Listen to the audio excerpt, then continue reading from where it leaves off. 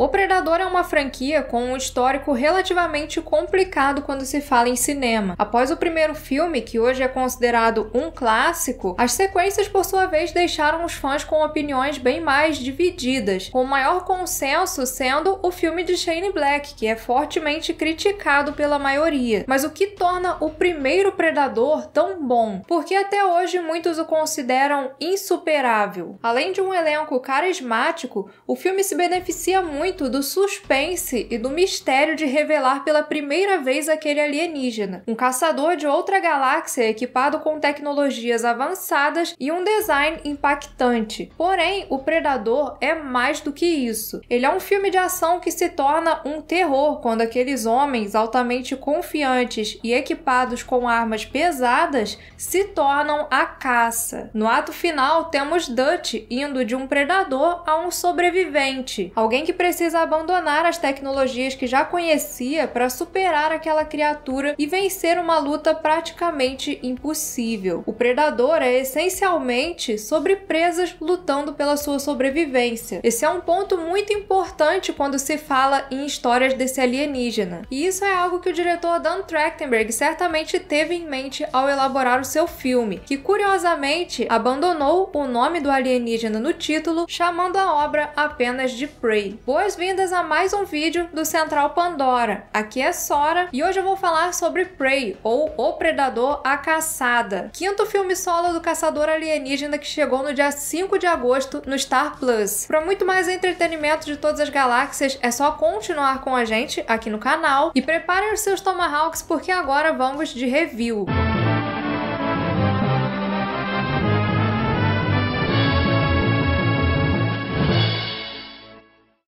Com a proposta de retornar às raízes de uma história do Predador, Prey acontece 300 anos antes do filme original e tem como principal núcleo uma tribo Comanche. A protagonista Naru, interpretada pela Ember Midthunder, é uma Comanche muito habilidosa com medicina, mas que tinha uma forte predileção pelo rastreio e pela caça, algo que ela compartilha com o seu irmão Taab, que é o melhor caçador da tribo. Um dia, Naru presencia a queda de algo que ela acredita ser um pássaro de fogo, um sinal dos céus indicando o momento do seu rito de passagem como uma caçadora. O que ela não imaginava é que aquele sinal nos céus era, na verdade, a nave de um alienígena que veio ao planeta em busca dos seus maiores predadores. Com uma premissa simples, O Predador: A Caçada é um filme totalmente focado na jornada de um caçador. Porém, nesse caso, a simplicidade não é um sinônimo de falta de profundidade.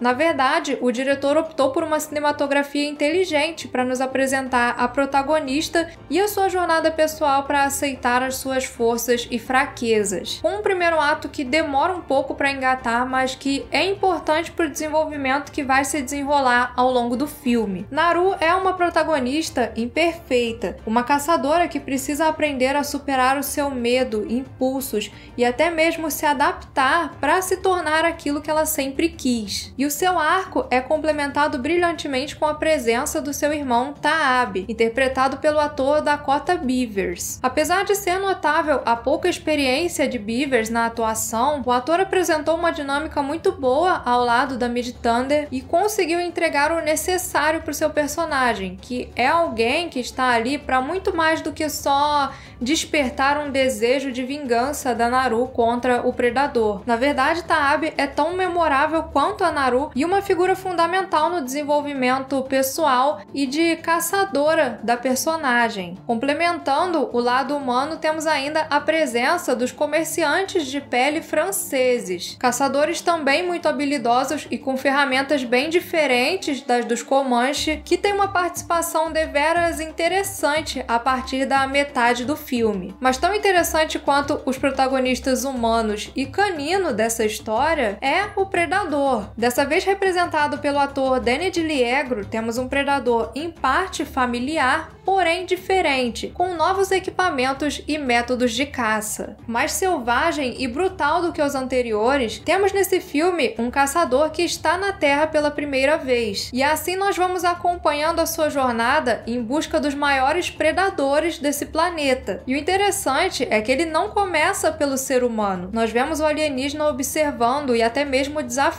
apoiando outros caçadores da natureza. Um ponto que eu achei inteligente e que coloca mais do predador como uma figura com motivações próprias e conhecidas dentro da trama, porque o público já conhece o predador, já sabe como ele funciona, então ele aproveita esse início para construir uma personalidade para aquele alienígena especificamente, mostrando um pouco de por que ele é diferente dos outros. Algo que se beneficia também da atuação corporal do Diliegro, que consegue colocar peso e força no alienígena. Em questão de equipamentos, o novo Predador não decepciona. Apesar de ter um arsenal diferente dos anteriores, ele tem armas e equipamentos bastante eficientes e que tornam ele tão perigoso quanto os seus antecessores. O filme demonstra realmente ter entendido o Predador e usa isso para tomar a liberdade de inovar o personagem da sua própria forma. A única coisa que eu não gostei nesse Predador foi a face dele. Isso porque quando ela aparece feita com efeitos práticos, é bacana, mas em efeitos de computação gráfica não ficou muito legal não. Eu entendi a mudança,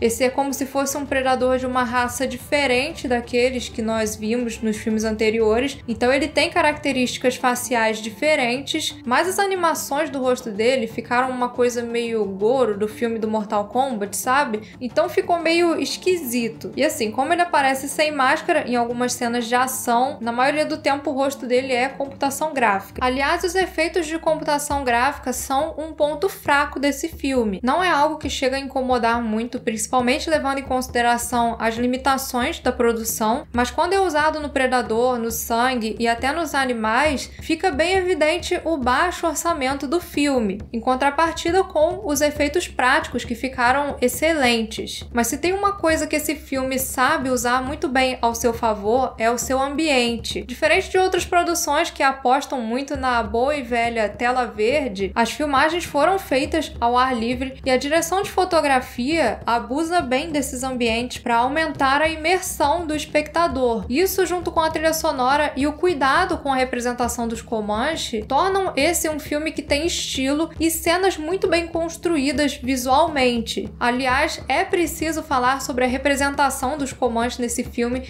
que foi um ponto onde houve muita atenção. O Dan Trachtenberg contou com a ajuda da produtora Jane Myers, que é uma Comanche, para retratar a cultura dos nativos da forma mais correta possível, desde os elementos no set até a parte das tradições mesmo. E por ter um elenco composto por atores de ascendência nativa de diferentes tribos, eles trouxeram parte disso também para o filme. Cada um dos guerreiros que nós vemos em Prey tem uma pintura de guerra única, que incorpora elementos da sua própria ascendência nativa, o que mostra muito cuidado e respeito com toda a questão da representação cultural. Sem contar que o filme teve uma versão toda dublada em Comanche, que você encontra na parte de extras lá no Star Plus. Por questão de tempo, o filme foi todo filmado em inglês mesmo, apenas com algumas falas em Comanche mescladas, mas eles tiveram esse cuidado de fazer essa versão dublada para quem quisesse ter uma experiência mais imersiva, o que é super bacana. Tem coisas que são detalhes pequenos, mas que demonstram o carinho e o cuidado que houve com a produção desse filme. Algo que falta muito nas produções de hoje, né? Em especial quando se fala no cinema mainstream.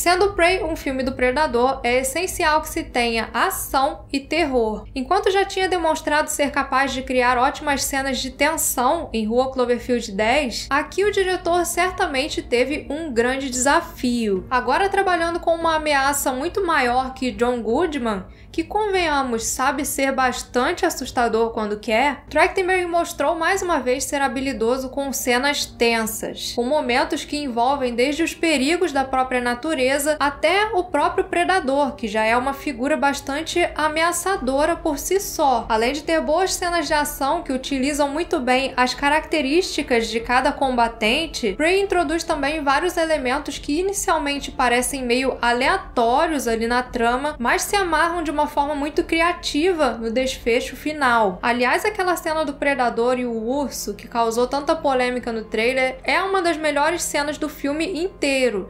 O trailer engana pra caramba e o desfecho daquilo ali é realmente muito bom. E pra encerrar, eu gostaria de falar algumas coisas que vão me obrigar a entrar em spoilers. Portanto, se você ainda não viu o filme, vá lá, assista ele no Star Plus e depois você volta aqui. Com apenas 1h30 de duração, Prey não tira muito tempo para desenvolver os seus personagens. Porém, ele não se esquece do mais importante aqui, que é o elo entre Naru e o Predador. Enquanto o Predador é um caçador bruto e sanguinário, Naru é uma criatura desprovida de força física, porém bastante esperta quando o assunto é sobrevivência. Mas mesmo sendo praticamente opostos, eles têm alguns pontos em comum. Além de ambos serem observadores que aprendem muito observando predadores e suas presas, temos aqui dois caçadores querendo provar o seu valor. E o filme faz questão de enfatizar esses pontos em comum entre Naru e o seu Golias. Mas o mais interessante mesmo dessa relação vem no combate final, quando Naru precisa se adaptar e usar as próprias tecnologias do predador contra ele para vencer a criatura. Ao contrário do Dutch, que teve que usar métodos mais primitivos, Naru teve que compreender aquelas tecnologias novas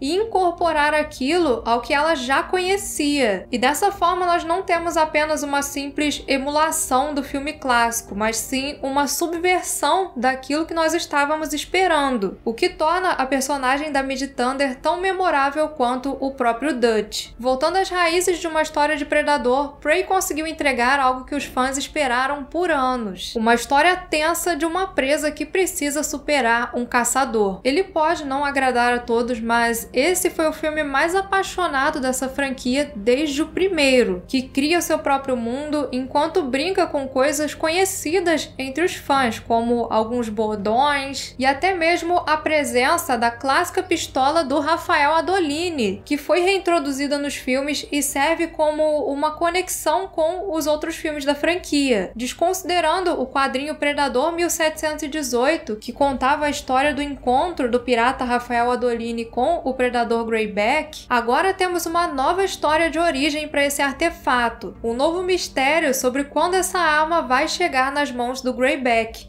Teria ele encontrado com a Naru? Prey foi um grande presente para os fãs de Predador e um filme que pode abrir portas para novos conteúdos dessa franquia, agora com um nível mais elevado, né? Porque esse filme provou que é possível fazer algo tão memorável quanto o filme de 87. Bom, eu agradeço demais a todos vocês que assistiram este review e para muito mais Predador e outros universos da ficção científica é só continuar aqui no Central Pandora. Um abraço a todos e nos vemos por outras galáxias.